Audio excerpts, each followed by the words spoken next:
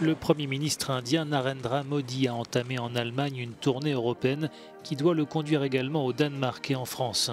Objectif, renforcer l'esprit de coopération avec les Européens à un moment où l'Inde se retrouve dans une position d'équilibriste, tiraillée entre ses partenariats stratégiques avec les Occidentaux d'un côté, la Russie de l'autre.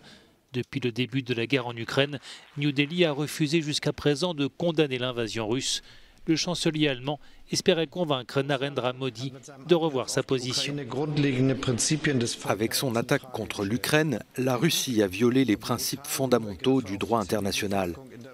La guerre et les attaques brutales contre la population civile montrent à quel point la Russie a violé sans retenue les principes fondamentaux de la Charte des Nations Unies.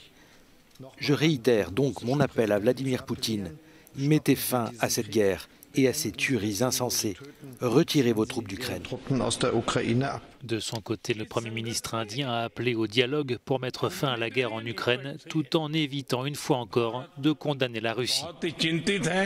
L'Inde est très préoccupée par l'impact humanitaire de cette guerre.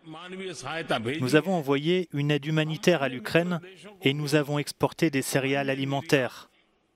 Nous avons aussi approvisionné en pétrole et aidé financièrement d'autres pays.